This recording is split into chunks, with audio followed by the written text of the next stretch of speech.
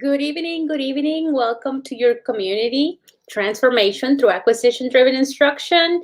I am Berta Delgadillo and I am the host of this community. So, welcome, welcome, welcome.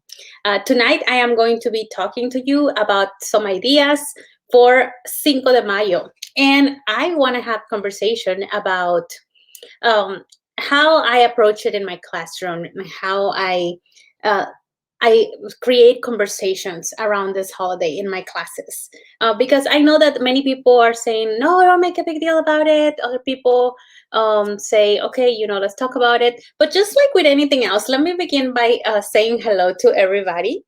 And if you are here tonight, because I see some people are connecting, please let me know who you are, where you are logging in from. I always love to see where everybody else is connecting from. And if you see me looking to my right, it's because I'm looking at my phone as well. And let me know how many weeks of school you have left. I have 3 weeks left. And I am super excited in countdown mode. I am exhausted and I am exhausted, but here I am doing it. And the reason I am here today is because honestly, for me to come to the community and talk to you and share something with you, that actually makes me happy. I don't consider that work per se, and it really fills my heart with gratitude if I, especially when I can share resources or ideas. So here I am, even though I am exhausted. I am here because I know once I'm done talking tonight, I'm gonna feel super energized, even just for the rest of the evening until I go to school tomorrow morning. Then I'm gonna feel tired again. But I have 3 weeks left. How about you? How much time do you have left? In school. I know some people, we have teachers in this community from all over the country and even some places also outside of the country. But I know that some teachers don't end until sometime in, what is it, June, end of June, something like that. And for us, usually in the Southeast, we usually end around late May, very early June. Florida and Georgia usually end around late May and very early June. But then, with that being said, we usually go back also really early in August, sometime the last week of July. So it's bittersweet. So tonight, I am here. I am excited to share with you some resources that I have created in the past that you may not know about that are going to be perfect for next week. So I wanted to make sure that you receive the access to these resources. I shared this morning with my email, with the people who are subscribed to my email. I shared a ton of resources. And for next week, I think the people in my email, with everything I share with them, they're set for next week if they're teaching a level 2 or level 3. So I'm excited. So we have desde California, 5 semanas. Wow, 5 weeks. That's still a while. So, but still, like you mentioned, it's hard to believe that we are, on the way out. We're on the way out. We made it through this entire year. This year has felt obviously different than last year, but it has had its own challenges. Last year, we were just forcefully thrown into this situation when COVID first started, and we were just trying to make the best of the situation under a very stressful and a very uncertain time in our lives as educators. This year, we kind of knew and how to adapt to the situation. Not really, but kind of. We had already tame that monster a little bit, hybrid, face to face, whatever teaching situation. But it's been tiresome. I don't know. I have a ton of friends, and I consider all of you guys my friends, and all the people who I talk to, they are saying I am exhausted, exhausted. So Rebecca also says that she has 6 weeks as well. So I have 3 weeks. I have 3 weeks. So I am excited and hang in there, my friends, because we're gonna get there. So let's talk about Cinco de Mayo and the resources. So as I mentioned, I created some resources last year during the pandemic, like right in the moment where we were going through a pandemic. I created some resources for Cinco de Mayo. So I am just absolutely happy that these resources are also going to be useful to you this year. I want to share them with you because I know many of you did not connect with me until after May. So you probably have no idea that these resources existed. So I am going to share with you about that. Before, let me go ahead and share my screen because I'm going to share several things. Share screen. And I have a blog post. If you go to my blog, I have a blog post from last year. And in my blog post, I talk all about, why I create learning experiences for my students about Cinco de Mayo. And honestly, one of the reasons why, it's because I don't mind them going out for margaritas when they're 21. I really don't care what they do as far as that goes. But if they're going to go and have margaritas on a Cinco de Mayo, I want them to be the conversation starter about the real history behind the holiday. So yes, they can go, to the Mexican restaurant, but I want them to be that conversation starter. And I want them to ask people, if they really know the meaning behind the holidays. And I really believe we can make that impact on our students. I want my students to be the ones talking to their parents about this. And absolutely. So that's the reason why I feel it's so necessary for us to talk about the real history behind Cinco de Mayo. And that's why I decided last year to share these resources with everyone. And I made these available. And if you are already subscribed to my email, check your email because I already shared this with you. I shared, sorry, I don't know what this has. What is this? Okay, sorry. Sorry, guys, it's just like I don't know if you saw that other screen, but something else popped up. So yes, I wanted to share this with you because I think these are important conversations to have with our students. Many times people think that, as you know, Cinco de Mayo is Independence Day. We know that Cinco de Mayo is not celebrated the way it's celebrated here. It's not celebrated like that in Mexico. If anything, it's only remember, and they may have a parade in Puebla. But other than that, we know that it's La Batalla and La Batalla de Puebla. And so I created some resources last year to share with you. And I also created some digital resources because last year when we were during the, when we first left the classroom, I was like, okay, how do I connect with my students? How do I connect with my students? And I connected well with them at the time with social media. So I also made some templates that you can use. Many of the teachers also use them as PDFs instead of social media templates. And I'm going to share with you. And in here in this blog post, I actually share how I played this game with my students. So this was like at the beginning of May, and this is how I played the game with my students. It was just kind of like a little interpersonal game. So I'm going to share with you what those resources look like in the file. So once you get the resources, if you are subscribed to my email list, you already received the direct link.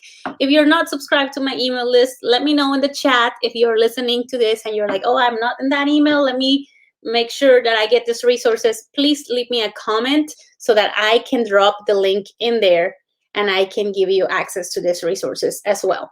So basically, let's go look at it. You get a copy of the actual presentation you can use with your students. You can use it and you can just assign it to them via Google Classroom and they can do it on their own. You can lead a conversation. You can also download these and put them in jams as well.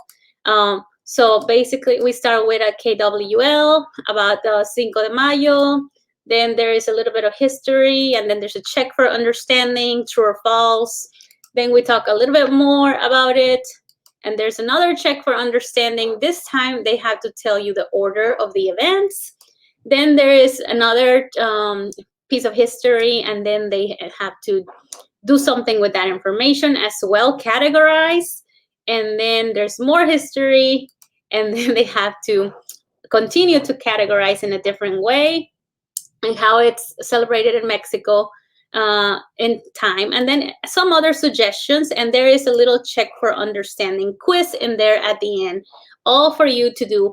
And let me tell you, you could do this in one day, and you can also spread it even more and have the students do make some other types of like little checks for understanding for them to be able to, and for you to embed that so that the students are able to digest the lesson a lot better. So you don't have to go full force with it, but you can do whatever you want with this resource.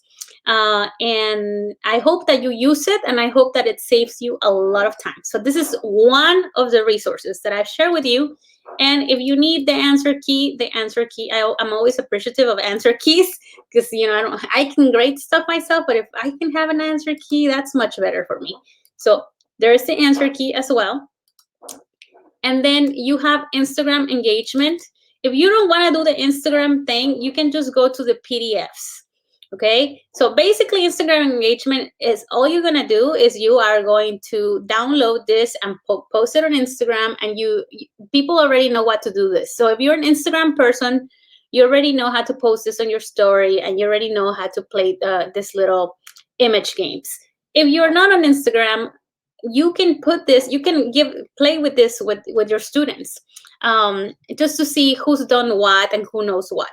Now, this one is a little bit more advanced in Spanish. Okay, so you can ask these questions. It's like a little tic-tac-toe board,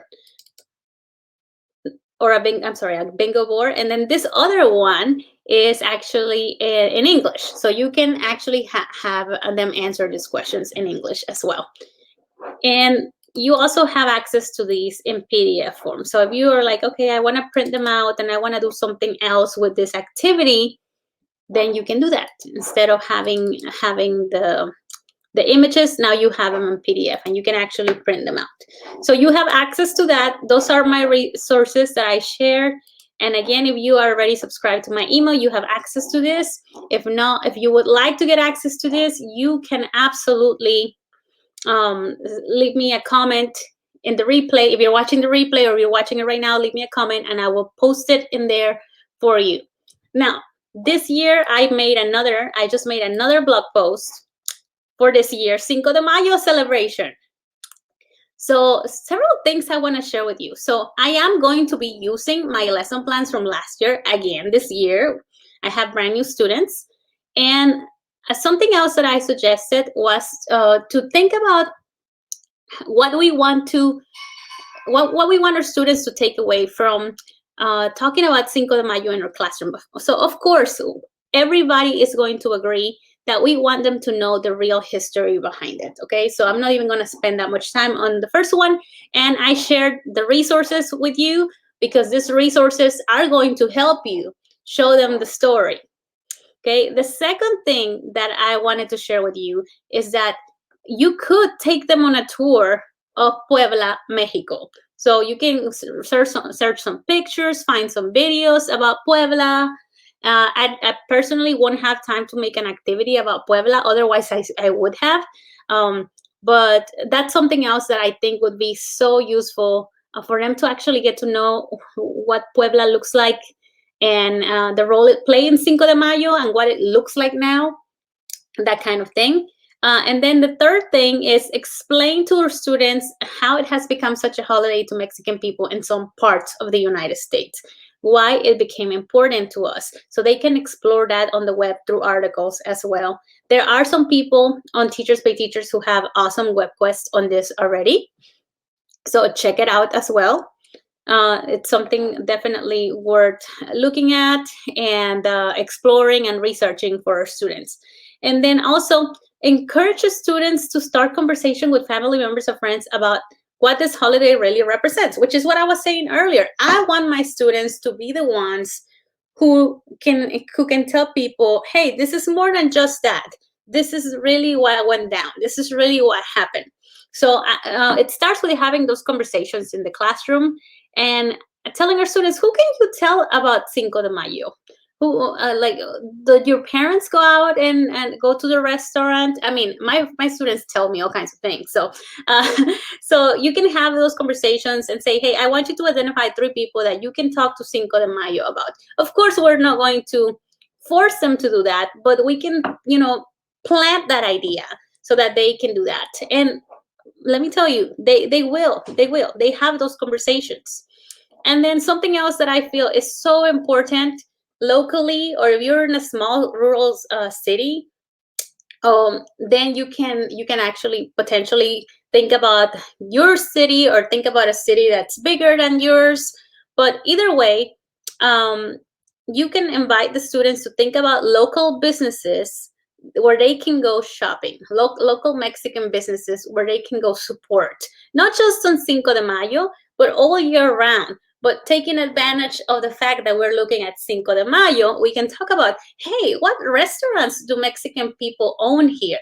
And I'm not talking about big Mexican restaurants own, like chain. I don't think there's anything wrong with that. But for example, in Savannah, we have a huge two chains of Mexican restaurants, and they're owned by Mexican people, and they're very successful. And I'm not saying that, I don't want to talk about those restaurants, but they really don't need my advertisement. I'm talking about the little local supermarket, the little local tiny restaurant that makes homemade tortillas. That's what I'm talking about. Those are the restaurants we want to pinpoint when we're having these conversations with our students.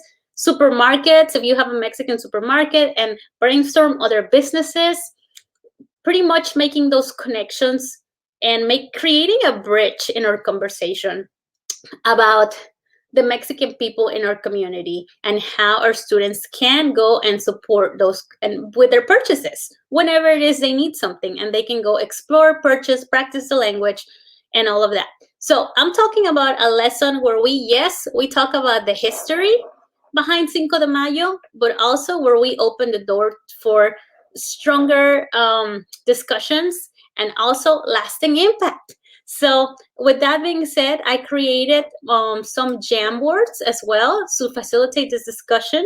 And I have these in Jamboard, and I also have them in Google Slides as well, because I know some people don't use Jamboard. They're also in Google Slides, where you can ask students to brainstorm after you had the history, after you talk about the history, or after you wrap up your lesson about Cinco de Mayo, whatever it is you're going to end up doing with your students, talking about the history and any other activities you're going to bring, you wrap it up with having this 3-point discussion. Okay, what else did you learn about Cinco de Mayo? And then you invite your students to talk about their newfound knowledge. Then we invite them to, okay, who are you going to talk to about this? Who else needs to know this?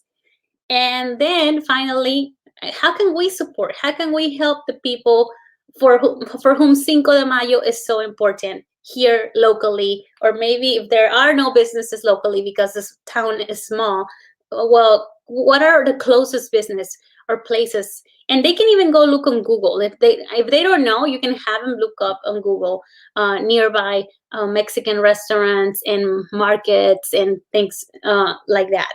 So that is going to be my plan for me next week. Of course, I am going to create more little assessments in between as we go, because it always happens to me. And I'm also going to use my friend Claudia Elliott also has a really nice reading about Cinco de Mayo. So I'm going to use her activities as well.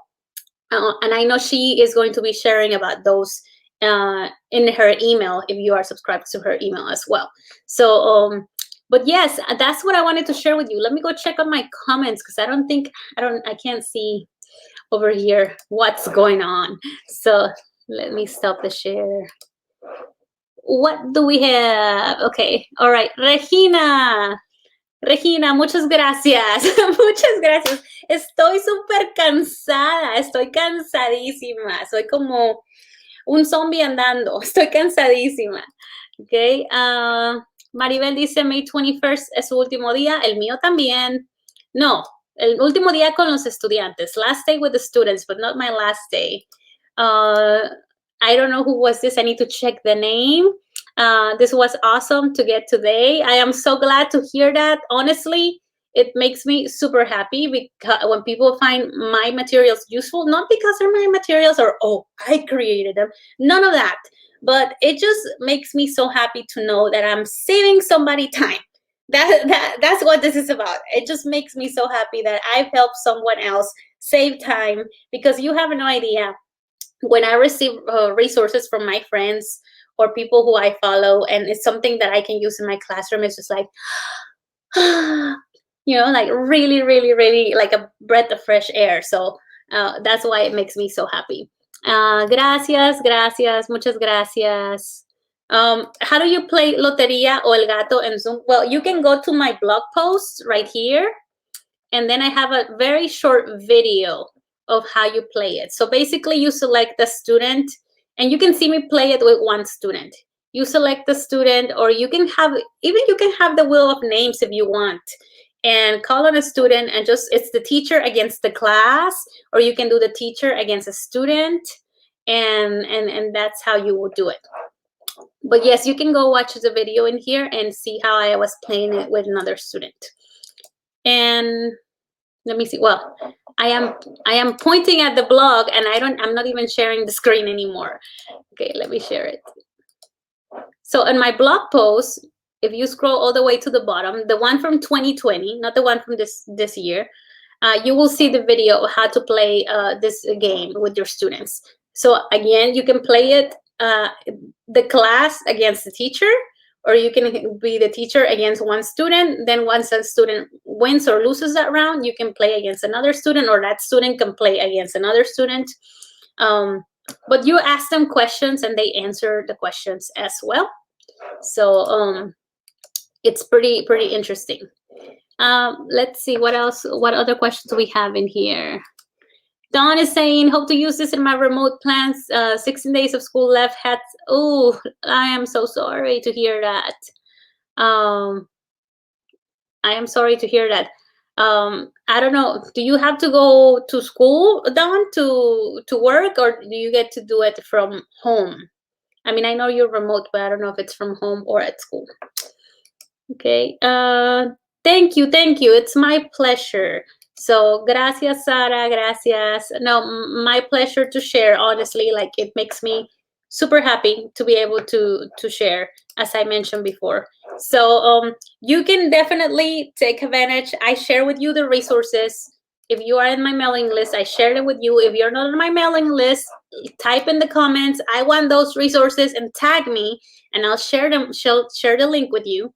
And then also, if you want to, you can go to my TPT store if you want to, and you want to get the Jamboard discussion ones that are on Jamboard and also on Google Slides.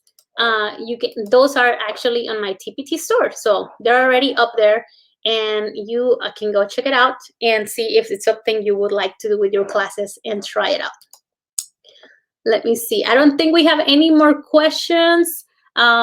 If most of the questions will probably be answered in my blogs, but I also wanted to come in here and check in and talk to everybody.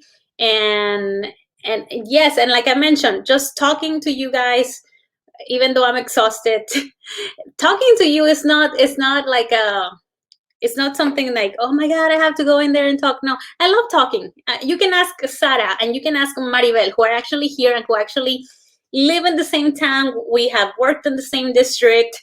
Once we get going talking about teaching, it doesn't stop. So it's just like energy to my soul. So yes.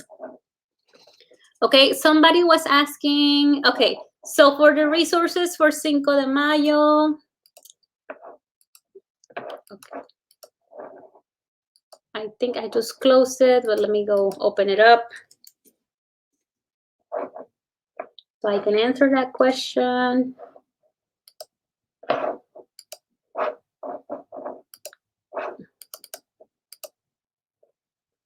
Okay, so for the Jamboards on Teachers Pay Teachers, because somebody said they just bought them and they want to know how to use them. Okay, you have access to the Jamboard version and you have access to the Google Slides version. They look exactly the same. If you are a Google person, you can assign them to the students and the students can just complete them. So after you do your lesson, after you talk to them about Cinco de Mayo for a day or for 2 or for 3, for however long you're going to be talking to them about the holiday in general, after you wrap it up, okay, this is not an assessment, but this is more of a reflective discussion or a reflective assignment. Okay, so after you wrap it up, you ask them to complete this. So they have to tell you about Cinco de Mayo, like what was it? How did it go down? Where did it happen? Who was involved? When and why? So pretty much they're telling you all about the holiday. Why do we want them to tell you about the holiday? Well, because then we're going to ask them to brainstorm people, they can actually tell this story, the real story of Cinco de Mayo. Who can they actually go tell that to? Probably their parents, probably their cousins or their friends or someone. They can go tell somebody about Cinco de Mayo. So what we're gonna have, the way I'm gonna tackle it is I'm gonna ask my students, hey, do your parents go out for Cinco de Mayo, or do you have any cousins who go out for Cinco de Mayo? And where do they go? And they're probably gonna say, oh, jalapenos or tequilas, those are two most popular Mexican restaurants here. And and then I said, well, can you find an opportunity, or can you create an opportunity to casually talk to your friends about the real meaning behind Cinco de Mayo, to your parents or to your cousin or whatever? You can actually, I wouldn't do this, but you can actually even give them extra credit if you want to talk to their families or to talk to friends about it. And that's what I mean by creating. And I don't like to, do it for credit, because then I feel like it takes away. But if you want to do it that way, that's fine too. Because I mean, we all teach different students, and they're motivated by different things. Okay, so then I'm gonna have them brainstorm. Probably this activity. Again, you can do it collectively, where everybody is dropping the responses. And if you never used Jamboard before, I suggest you join my Jamboard for World Language Teachers Facebook community, which is another Facebook community where I also sometimes provide PDs for. But yeah, so basically you go and get the sticky note, and then the person would say, oh, mi papa. I can talk to my dad because my dad goes to whatever restaurant. Okay, you can have him do that, or you can say, puedo hablar con mi papá. And you will have, if you're doing it collectively, you will have like 20 little sticky notes here in the discussion board. And people are gonna say, my mom, my dad, my auntie, my grandma, whoever. And then opportunities. What I mean by opportunities is like, at what time? How can you talk to them about this? Well, they're probably going to say during dinner, or during on the weekend, or something like that. Okay, so that's kind of like what we want them to tell us. How can I create an opportunity to talk to my family about everything I just learned about Cinco de Mayo, so that they don't think it's Mexico's Independence Day, because we got to change that. And then after that, you're going to invite them to have a discussion about what places that, because Cinco de Mayo matters to Mexican people, that, it's not misinterpreted or misunderstood by Mexico's Independence Day. Okay, that matters to Mexican people. What else matters to Mexican people? Do we have Mexican people in our community? Like, where are they? Like, obviously we're doing this in a target language, in a comprehensible way. What restaurants do we have that are owned by Mexican people that we can go support? Okay, so we can open that conversation, and then you will have your students drop all of their responses in here and tell you all about it. And that's why these are called discussion boards, because they're meant for you to have a discussion, but they can also be independently assigned, although there is more power in using this as discussion boards. So let me go back and check the questions. Okay. So yeah, so I kind of wanted to walk you through how you could use those.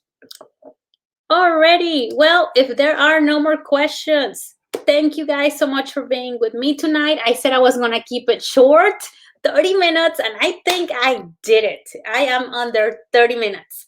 So until next time, take much care, and let me know if you use the resources and you are on Instagram. Tag me. I want to see it. I love to see it. And or tell me all about it. Tell me how it goes. Take much care, and I will see you probably next week. I'll see you until next time. Adios.